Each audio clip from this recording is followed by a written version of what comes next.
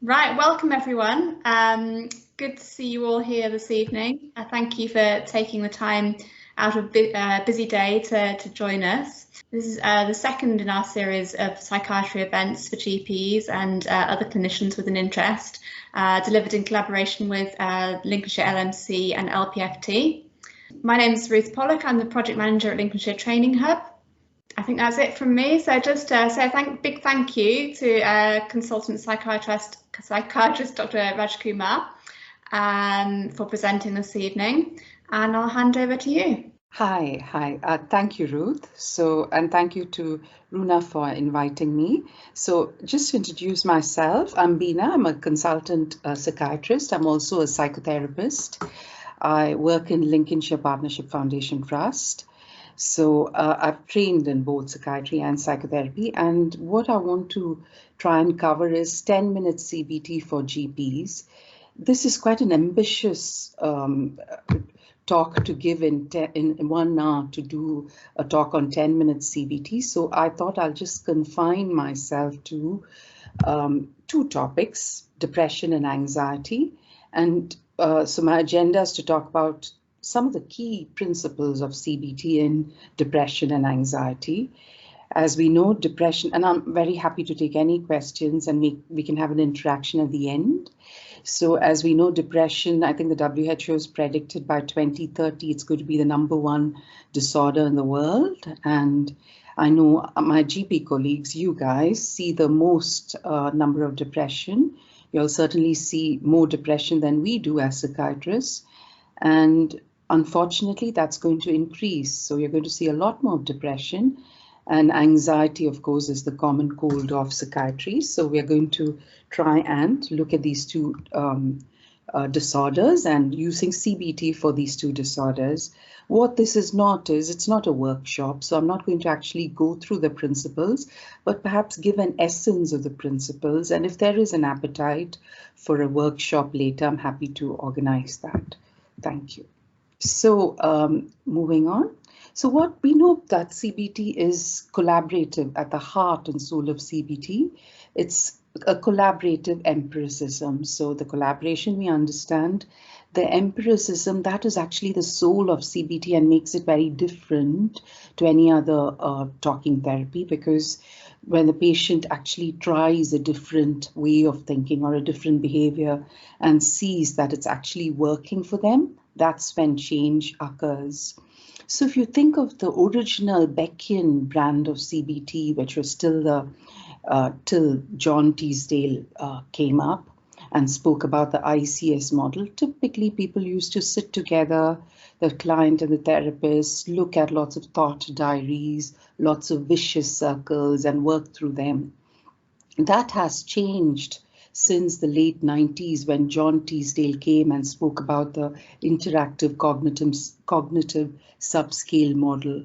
He spoke about the propositional system and the implicational system. So what do we mean by the propositional system? It's the system where it's about using strategies that change someone's way of thinking, head knowledge.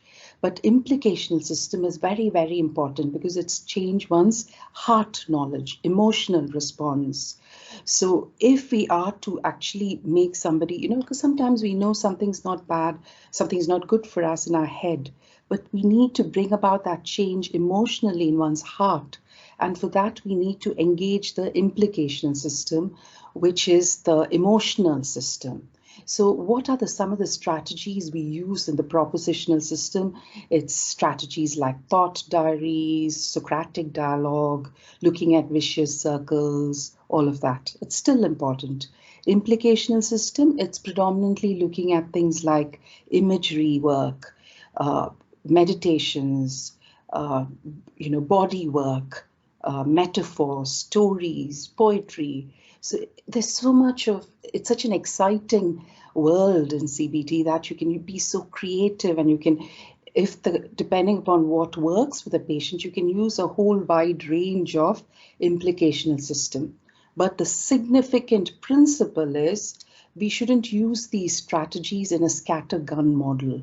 we've got to, what has to drive the strategies and the change mechanisms we use has to be the formulation.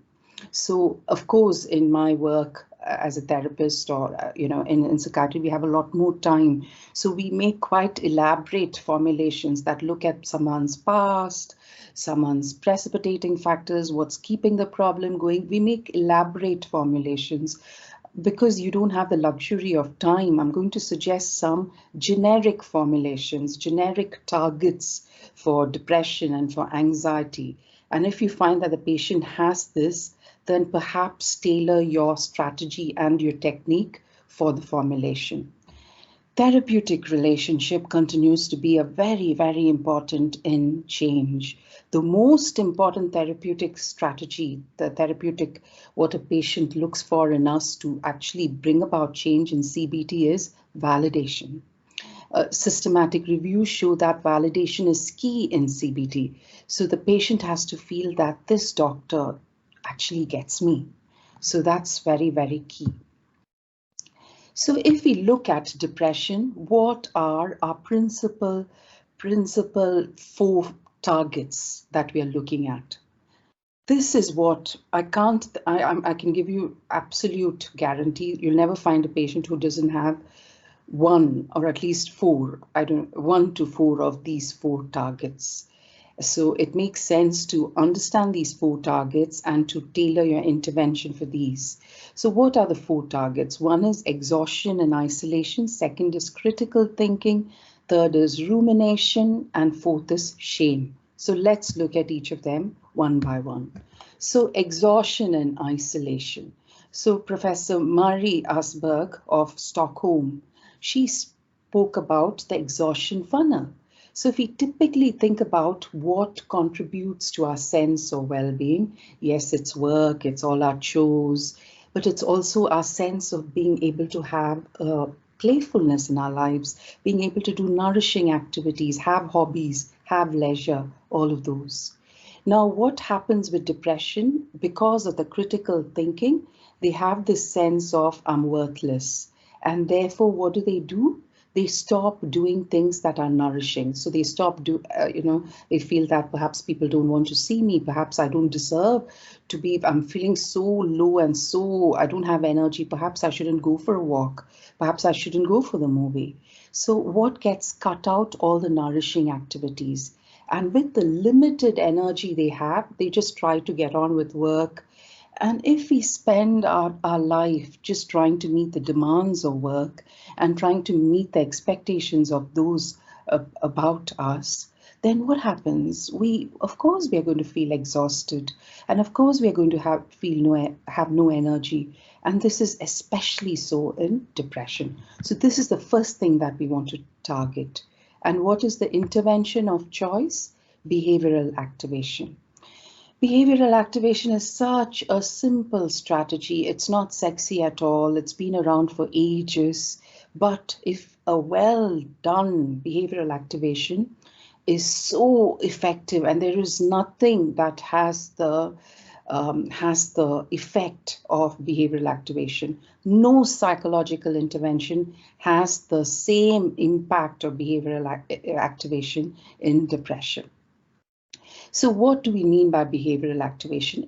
We're trying to help the patient engage in more nourishing activities. So I don't know, everyone's nourishing activities are going to be different. It might be seeing friends, watching movies, cooking, gardening, spending time with our loved ones. But we also need to get on with the business of life. So we have to continue doing depleting activities. So we have to, in behavioral activation, we want them to do nourishing activities, engage with nourishing activities, but we also want them to engage in depleting activities, the activities of getting on with life, but to make it less depleting. So for me, real depleting activities, ironing clothes.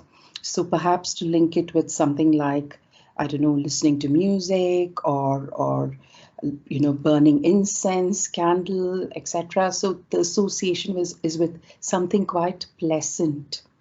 It might be, if depleting activities, emails, then perhaps linking it to your core values of contributing. If your depleting activity is washing up, perhaps saying, okay, I'll wash up, but following it up with something quite nourishing. I don't know, go and sit in the garden and read a magazine or something like that after doing the washing up. So the depleting activity is followed up with a reward. So this helping patients plan these activities ahead of time. And when do we plan the activities? We plan the activities the previous evening. Remember, in depression, patients have diurnal variation of mood. So we don't want to plan the activities the next day morning. That's the worst time of the day. They can't even think, let alone plan activities. Yeah. So we want to start small. We want to do small chunks. And we want to also think about potential obstacles the patient will have. And the potential obstacles are, of course, their critical thinking will come in and they'll feel, well, that's not going to help. And that I won't enjoy it anyway.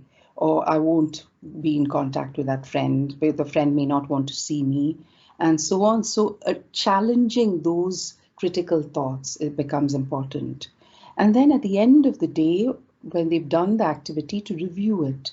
And if they feel that they haven't really done all the, say they plan to do 3 activities and they've just done 1, then perhaps it's about reframing that negative thinking and thinking about, okay, I've done 1, I made a start, and that's good. The other 2 activities, I'll do it tomorrow. One very, very, very important principle in behavioral activation is mood will follow behavior and not precede it. So for us, those of us who are not depressed, we might feel good and we might decide to go for the cinema or go for a walk. But in depression, they have to go for the walk, go for the cinema, spend time with friends, and then the feelings will slowly catch up. The feelings will follow the behavior and not precede it. This is very, very important. So in order to feel better, you have to behave better. And this is a fundamental thing in behavioral activation. So that is a first intervention for to target the first problem. The second problem is critical thinking. We know about critical thinking. It's part and parcel. It's the core. It's the fabric of depression. So they have this inner critic telling them they are no good, they are worthless, they are rubbish, they are not good, and so on. So this habit of, if somebody sat with us throughout the day and just kept criticizing us, that's not acceptable to us. We would stand up and speak up for ourselves. So doing the same thing, challenging the critical thinking by asking some key questions. Is there a more helpful way of thinking about it? Is there any evidence to this thought? Is this what you would tell a friend? What would a friend tell me in this situation? And to realize that this critical thinking is not them, it's the depression that's making them have these thoughts. So challenging critical thinking is the second intervention. The third problem, the third very, very important thing that you see in depression is rumination. Rumination is, especially in those who are depressed, say for a long time, or who've been depressed several times, rumination is central to it. So I've been one of the therapists of the Clark depression study. So I've worked with some of the most depressed patients who've been depressed for 40 years. And they keep thinking about the same thing over and over and over again. They have a very, very active mind where they keep thinking about all the horrible stuff that happened in the past. Why did this person do this to me? How could they do this to me? Why did my ex treat me like this? And so on. And there's a kind of stickiness to it. We ruminate too if we have a bad day, for those of us who haven't been depressed. But it's possible to step outside of it. But depressed rumination, because it's so habitual, the default mode network in the brain that causes it becomes hardwired. And there's a stickiness to these thoughts, so people can't step outside of it. So that is the third problem that we see. And what is the solution for it? The solution is mindfulness. Okay, sorry, is mindfulness. So we want to teach them skills of mindfulness where they are beginning to develop meta-awareness, a sense of sensory meta-awareness, spaciousness, and a sense of real beingness, connecting with being. We are not human doings, we are human beings. So connect with the whole aspect of being. How do we do that? So some of the four, I'm just going to suggest 4 mindfulness skills. Mindfulness is so widely, taught these days. So you may think of other skills, but for me, these 4 are important. One is sensual awareness. Second is metacognitive awareness. Third is connecting to the body and the breath. And the fourth is using of poetry, stories, quotes, and metaphors. So what do we mean by mindfulness is bringing in a whole sensual awareness to our experience. When we think about sensual awareness, we think about we think about things in the erotic context. But actually life itself and living itself, there is is very deeply sensual. And if we think about rumination, people are so disconnected to the body. They are so disembodied. They're not connected to their body or to the present. They're just caught up in their mind to some place that they are in, and that happened years ago, or happened in the past. So what we want to do is bring them connect them to their body and their senses. By doing that, we are connecting to being and in this moment. So how do we do that? Even a simple task like drinking coffee, it can be mindless, where we're just drinking the coffee without even being aware that we're drinking it all the time in our head thinking about something. Or it can be very mindful, where we bring in the 5 senses, where we actually make coffee in our porcelain cup that we like. We feel the temperature of the coffee, the warmth of the cup, the texture of the cup. We smell the aroma of the coffee, we taste it, we savor every bit of the taste, and how it changes. The first sip is different to the second sip, and it's different when we swallow it. So that whole sensual experience of a very ordinary task, like walking and so on. So we want to increase their repertoire of bringing in sensual awareness into everyday tasks. So that is first aspect of mindfulness. Second aspects are seeing that thoughts are just thoughts. Especially in depression, they tend to have so many negative thoughts. But what are these thoughts? These are just mental events. And we all have thousands of these mental events. So it's just to say that these are my depressive thoughts, and to use them and to use several exercises to help illustrate that.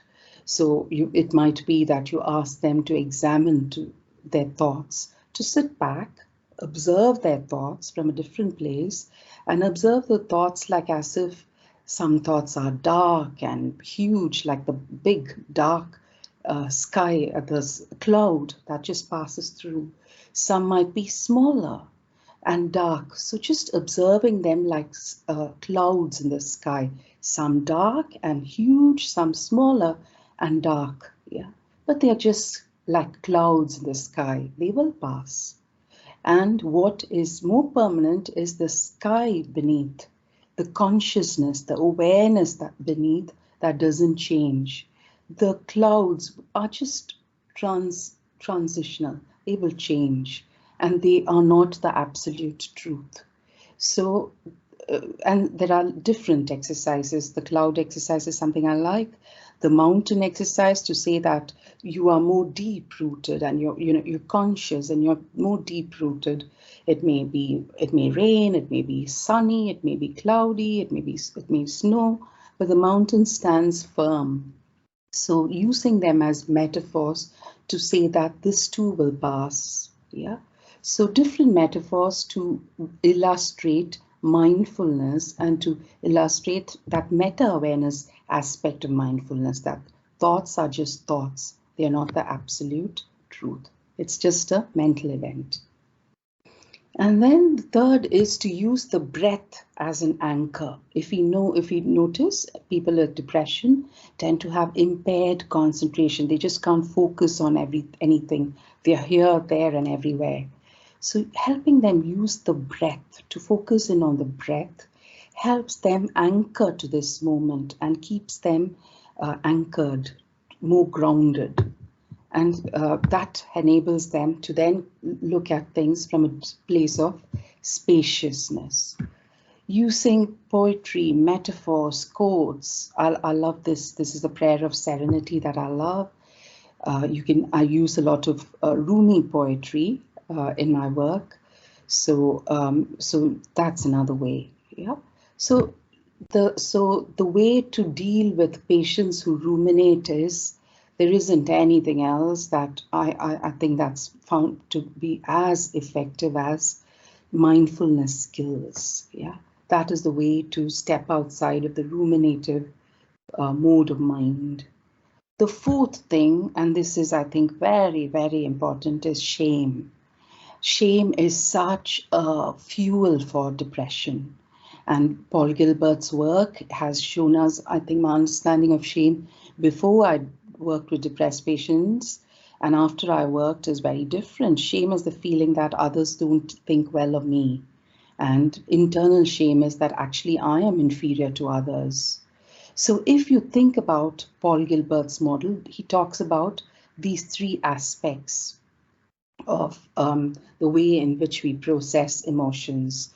So the green box, the green circle is when we feel a sense of safeness and when we are able to feel soothed.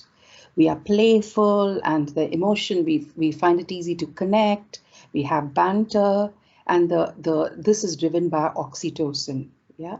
And then the blue circle is when we are in a place of, it's the drive circle, it's driven by dopamine.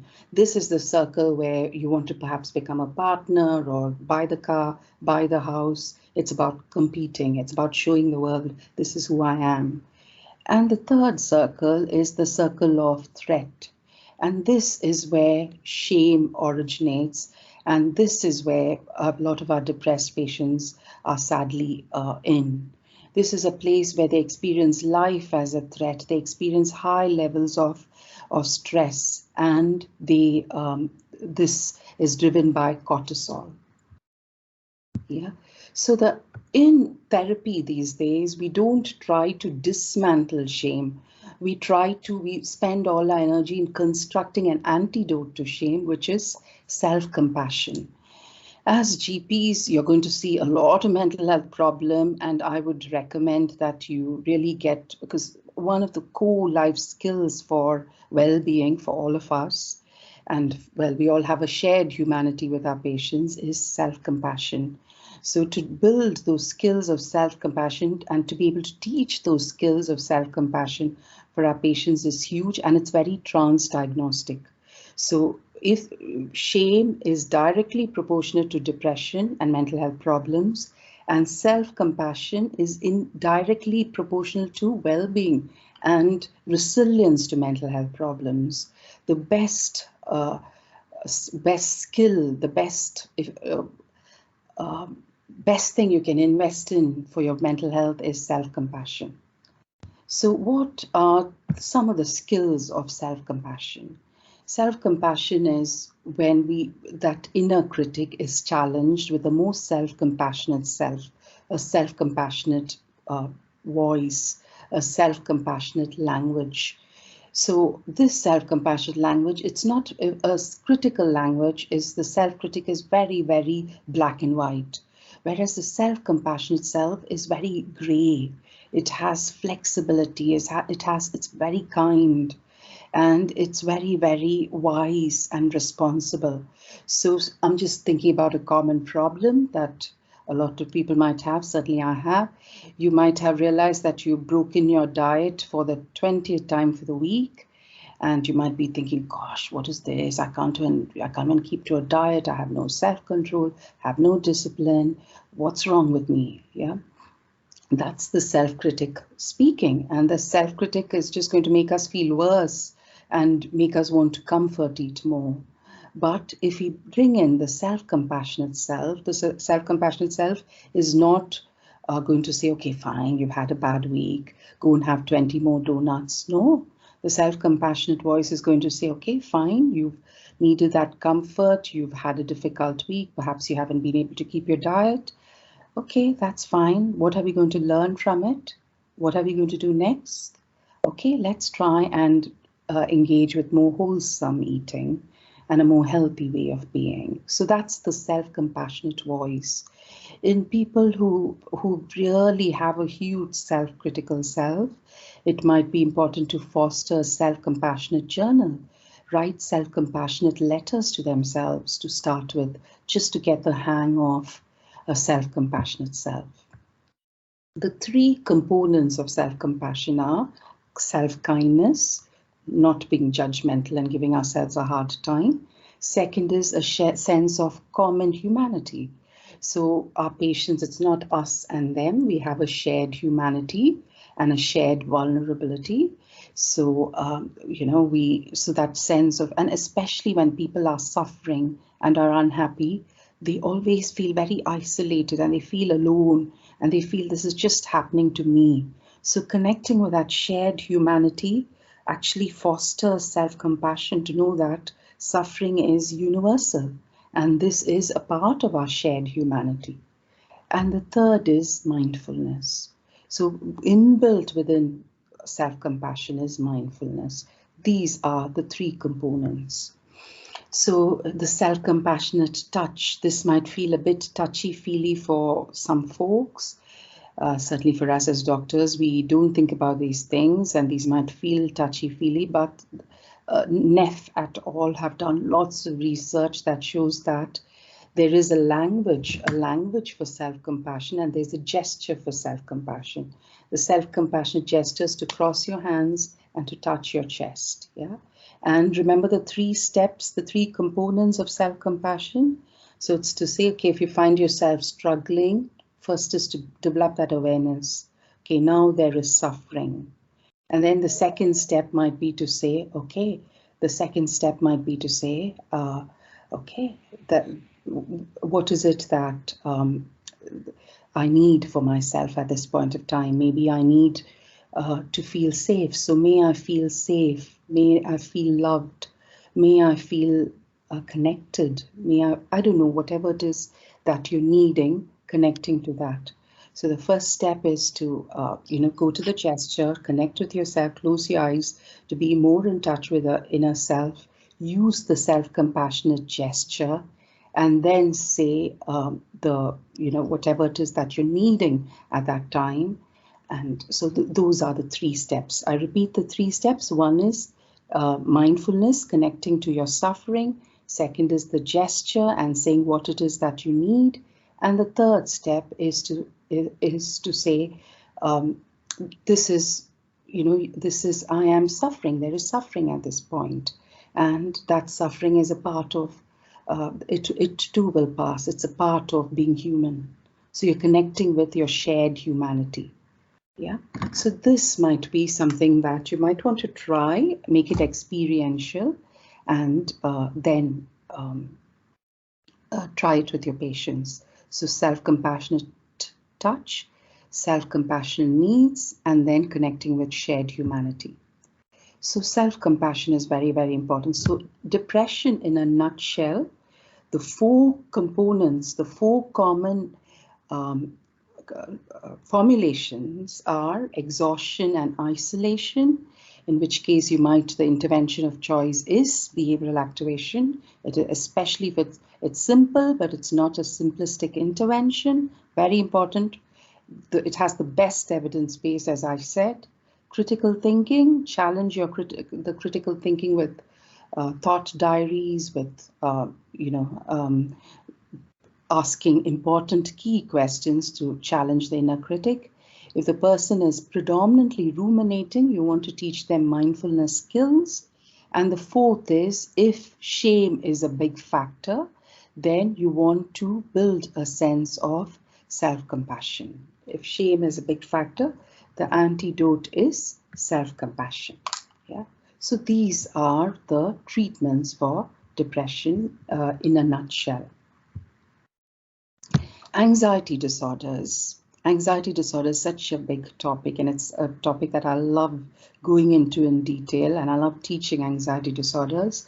But because here we're just going to do CBT, the principles of CBT and the disorders in a nutshell, I'm going to think about 3 types of anxiety: specific anxieties, anxiety related to life events, and chronic problems. So if we think about anxiety, just think about your own anxiety. What makes us anxious? When we see something as a threat, yeah? So the way we perceive things is like a balance. In anxiety, so if we see something as a threat, say the spider phobic sees the spider as a threat, and they see this threat as huge, big threat, big blob of threat, and they see their capacity to work with that threat as small, as minute. They feel, I don't have the capacity to deal with this big threat. So the balance is tilted towards the threat, and their belief in their capacity to manage that threat is underestimated. So that is when you experience anxiety. So if you experience anxiety about anything, this is what causes. This is what makes us anxious. Think about your clinical work, think about your professional life, think about your personal life. Every time you feel anxious, it's because you see something and experience it as a threat, yeah? And you see that your ability to, your ability to cope with that threat is minimal. That's when you experience anxiety. Sorry, I'm just getting pop-up messages from somebody at work. That is anxiety. So when we have these specific anxieties, whether it's specific phobias like spider phobia or fear of heights, or if it is social anxiety, or if it is OCD, or if it is GAD or PTSD, people perceive something as a threat. Yeah. So in an OCD patient, it might be, in a socially anxious patient, it's a social situation. And an OCD patient, it is the intrusive thought that, oh, I'm going to hurt someone, or something is going to, I'm going to contaminate someone, or, so that is the threat. The intrusive thought is the threat. So whatever the threat is, the typical thing that we all do when we're anxious is we want to avoid the things that we are anxious about. When we avoid the situation, what happens? The threat, if it was a big black blob of anxiety, it becomes even bigger. And so the key thing is to tackle that avoidance and to drop any safety behaviors, that include, I don't know, people might be drinking, people might be doing drugs, people might be, seeking a lot of reassurance, might just sleep, might watch 24 hours of Netflix, whatever those safety behaviors are, which are not helping. Yeah. So we want to face these things that make us anxious in a graded manner, starting from the least anxiety provoking to the most anxiety provoking, and doing it in a very, very gradual way, slowly building it up. And that's really, really important. Yeah. And when we do that, the way our mind and body is built is we habituate. The sympathetic response gets decreased. We don't experience that anxiety anymore when we start facing the things we're anxious about. I work a lot with women, so women are anxious about relationships. Women are anxious, especially if they haven't been in a relationship, about starting a new relationship. So the more they start doing these things that they are anxious about, they habituate, and the avoidance, the anxiety response decreases. Yeah. So graded exposure, and sometimes people are so anxious and so afraid about facing these things, we want to use leverage. So connect, maybe they have children, to say, maybe you want to live a life worth living for your kids. Maybe their leverage is their values. Their values might be to contribute, to say, okay, you want to do this because that's important for you.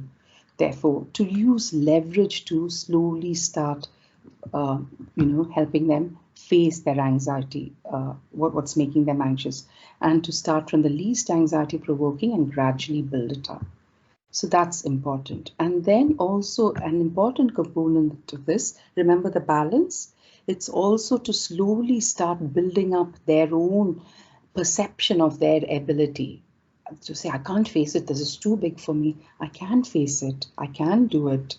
This thing, this whatever this thing that I'm afraid of, it's not going to kill me. It's not, I can face it, I can do it.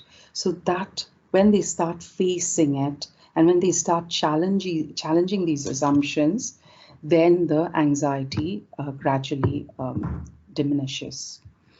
If it is related to a specific life event, say if they are anxious about, oh my God, and this, jobs are being made, services are changing. What if I'm made redundant? What if we don't get a good CQC feedback? What if I can't get, my relationship comes to an end, whatever. Then the question they need to ask is there anything I can do about it now? And if the answer is yes, then we want to teach them to problem solve. See, problem solve is such an important skill, but it's when people face an anxious situation in their lives, it feels like a big black blob, and they find it really difficult to get into that mode of problem solving. So it might be important to help them, break down that big black blob using these, the mnemonic ideal. So help them identify the problem. What are the different options? What can, the pros and cons of the different options, then acting on the different options, the option that seems to have the most pros and least cons, and then to see, is this working for me? And then to do something else. Once you roll up, it's paradoxical because people think by actually worrying about something, they are actually, worrying about things. Dugas et al. Have shown that worry actually numbs anxiety. It decreases anxiety. Therefore, they cannot, therefore they actually feel better, less anxious when they are worrying. That's very paradoxical, but that's what research has shown us. So we want them to move from the worrying mode to the actual, if there is something that they can do about it, and to think about rolling up their sleeves and getting into, let's see what I can do about this problem mode. Third situation, if they are anxious about, say, chronic conditions like, say, chronic fatigue syndrome or chronic pain or chronic health problems, then the important thing as that we can do for them is the therapeutic relationship, and give them empowering explanations and validate their experience. And for validating the experience, some of the important tips might be to use the same words that they use. If somebody with chronic fatigue syndrome is using the word fatigue, you might want to use the same word and not replace it with tiredness, because they might find that quite invalidating. You might want to give explanations for why somebody has chronic pain. For example, using the gate control theory of pain, where you're explaining that in the spinal cord, we do have these receptors of pain that increase sometimes with certain behaviors, and certain things like just focusing on the pain and staying at home and cutting yourself off from everyone actually opens up these receptors and increases the perception of pain, and so on. So, and whereas if you try to do things that are nourishing, that is likely to close these gates of pain, and your perception of pain is going to decrease, and so on. And the whole philosophy with chronic problems that cause anxiety is to move to a place of radical acceptance, and to say we're not trying to change or cure anything. What we are trying to do is to foster self-compassion, flexibility, and helping them commit to a life worth living. Yeah, so that's what we want to do. So anxiety in a nutshell, if you have specific anxieties, the intervention of choice is graded exposure, anxiety related to life events. You want to get them into a problem-solving mode of mind, And with chronic anxieties, it's validation, acceptance, and commitment. Those are some of the interventions you want to use. Okay, so I'm done. That's CBT for depression and anxiety in 40 minutes in a nutshell. I'm very happy to take questions. Sorry, I was muted. Thank you very much, Beena. That was a really enlightening talk. I think for me, the two slides that stuck out for me was the exhaustion funnel, and it was really good to see it like that. I'm so used to seeing Maslow's hierarchy of needs, but to understand that funnel in that way was really useful. And also the problem solving, the ideals. I thought that was really useful just to see it in that way. Thank you. So I suggest that if anyone's got any questions, no one's put any questions in the chat box, then maybe people might want to put their hands up and switch their cameras on and ask questions directly to Beena, if that's okay. So Mohammed, fine. Hi. Yeah, hi. So I was thinking patients often come to us in moments of crisis more often than not, really, these days. And I think one of the elements of that is that people find it harder to focus on what you're saying. I suppose that's one thing I feel that would prevent somebody from really engaging, or they might try to start engaging with these suggestions, but very quickly, because I'm not there when they'll be trying to attempt them. I can see them letting go of them quite quickly as well. So I know you mentioned that we should sort of use the leverage in their life to try and motivate them. Is there any other way to No, that's such a good question, such an important question, especially in your setting where you don't have the luxury of time. So what happens when somebody's in a crisis? What typically happens? Let's forget our patients. Let's think of us. So when we are in crisis, when we are really, really upset, what happens? Our amygdala, our emotional brain, is in a state of overactivity. And what is in a state of underactivity? The prefrontal cortex. The part of us where we want to think about things and think about problem solving and think about, okay, what do I do? That part of us is offline. What is online is the emotions.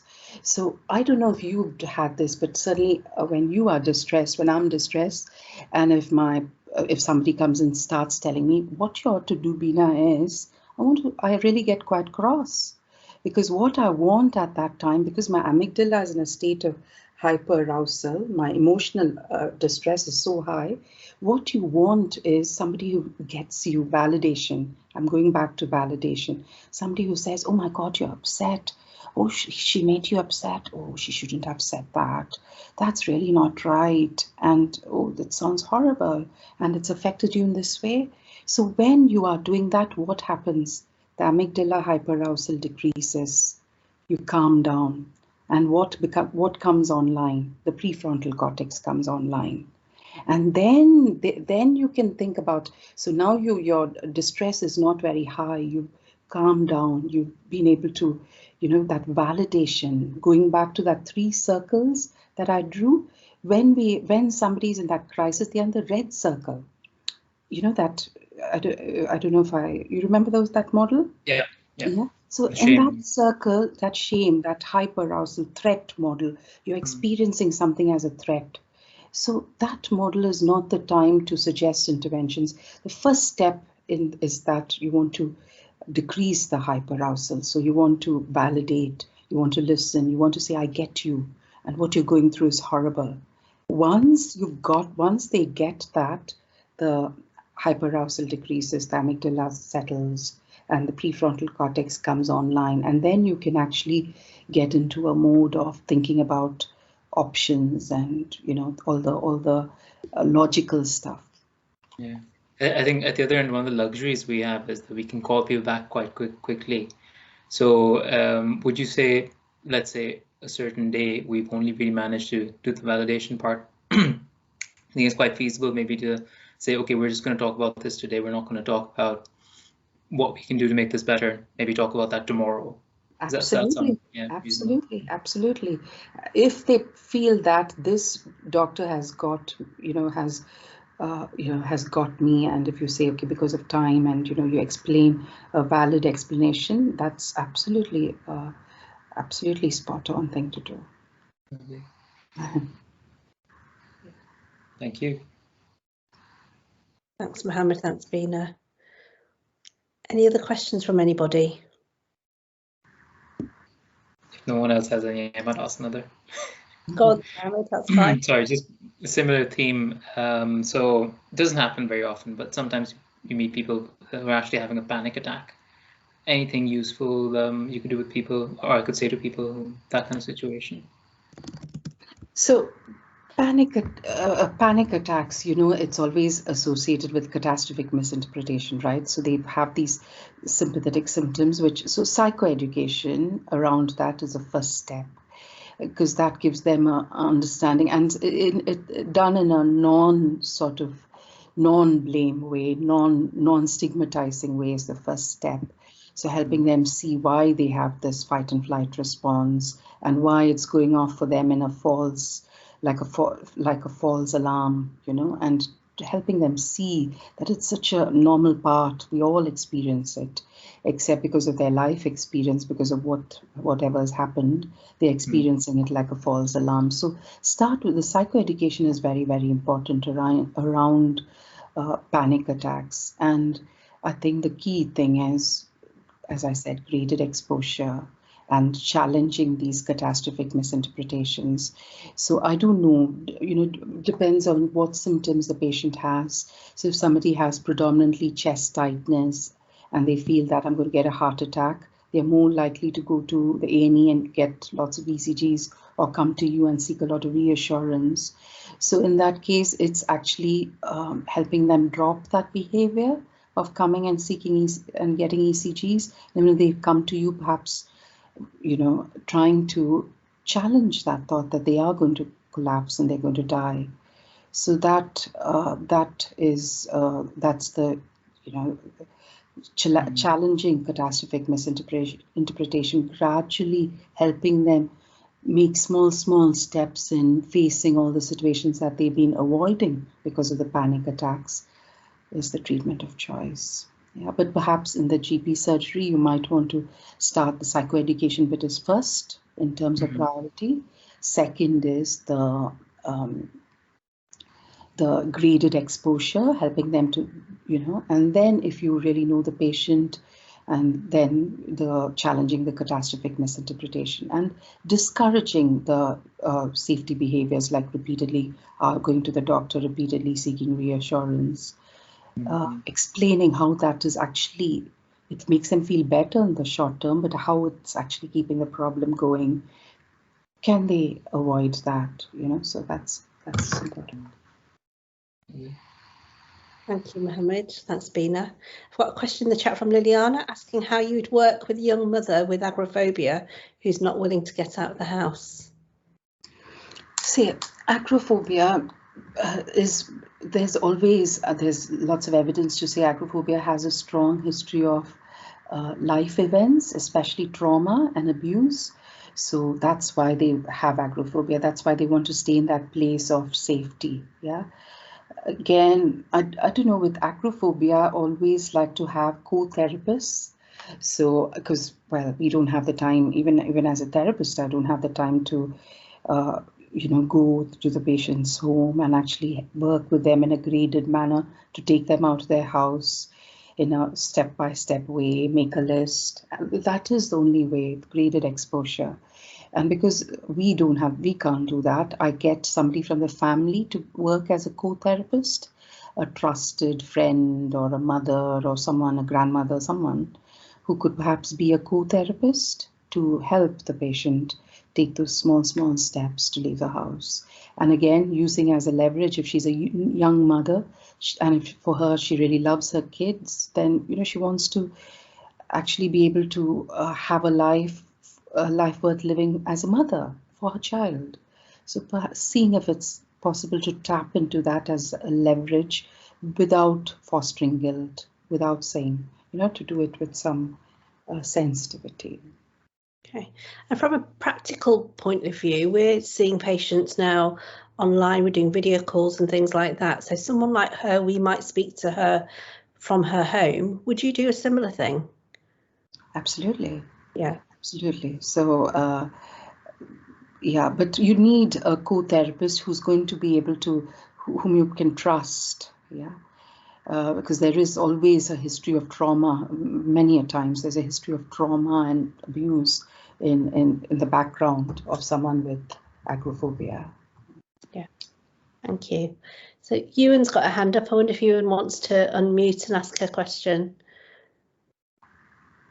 Hi, Beena.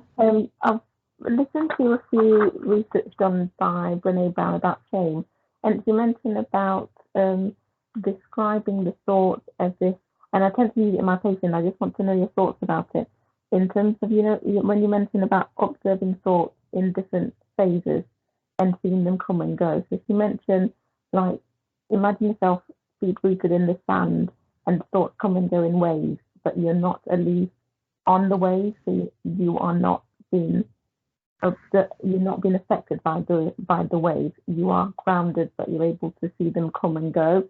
Is it a good way of going about it? Because I've started absolutely. See, the metaphor has to first and foremost make sense to us. It's got to feel right for us. This feels really, it's a beautiful metaphor. Work with a metaphor that works for you. People use the waterfall. People use the waves, as you said. Absolutely, this is such an important liberation from pain. Even for us, actually. I remember I had an interview, and I don't know why. I was so well prepared for the interview. I got up on the morning of the interview. I got up and I just had this strong thought that just came into my head that I'm not going to get the job. And this was a job that I really wanted. And I had this thought, I'm not going to get it. And I tried challenging the thoughts. I tried praying, and nothing. The thought just stayed. And then I thought, okay, let me use metacognitive awareness. Let me just observe this thought is here. I'm not able to get rid of it. Let me just observe it as a thought, which is just a mental event. And just observe it like for me, the cloud works for me. If it's the wave, great. And my distress just decreased. And I felt able to go for the interview, and it was fine. So it's really good to experientially try it for ourselves and see what works, and then to try it with our patients. Beautiful metaphor. I like it.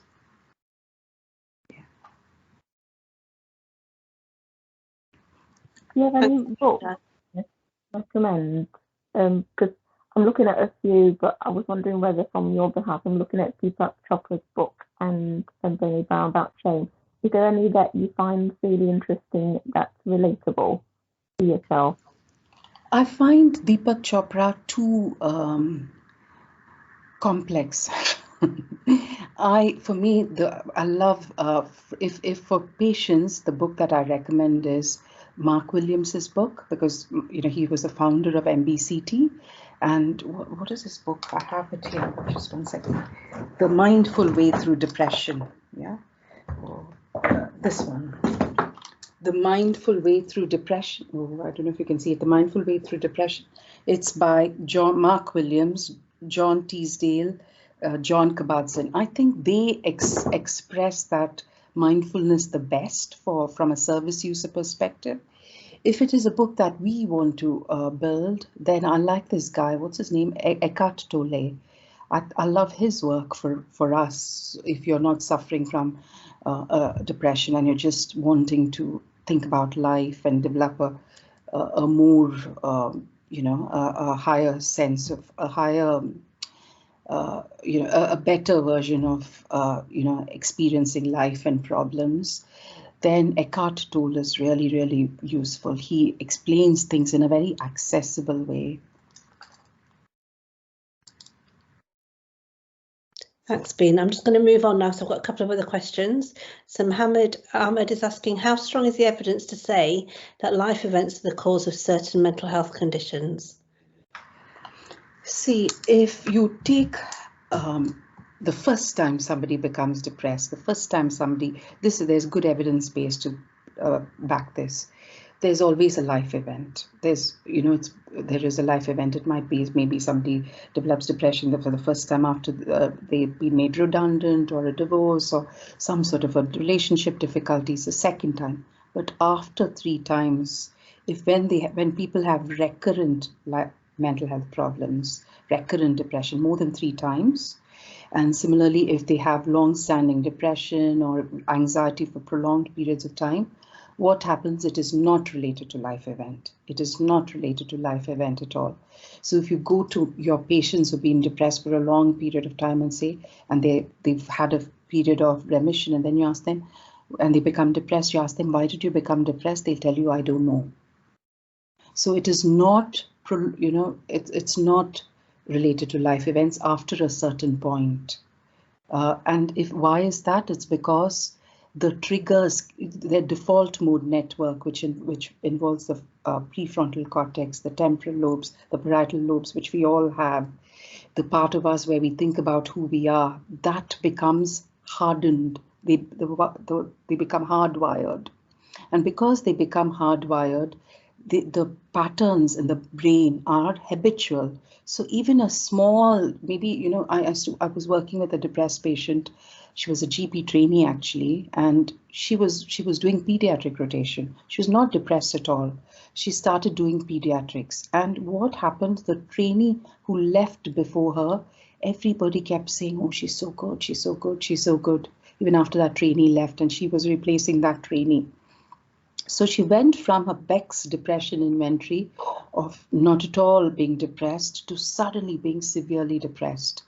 Something's relatively small, relatively not a life event, can cause a big trigger. Sometimes it can be something very subtle, like maybe they're feeling tired in their body.